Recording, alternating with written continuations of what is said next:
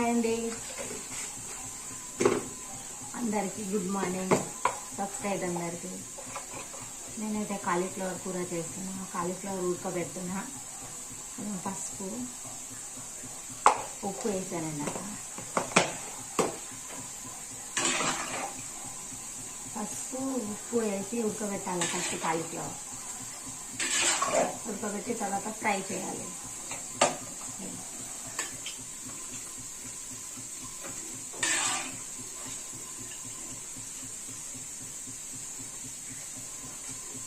కొంచెం ఉడికితే దీంట్లో చిన్న చిన్న పురుగులు ఉంటాయి, కనిపించవు.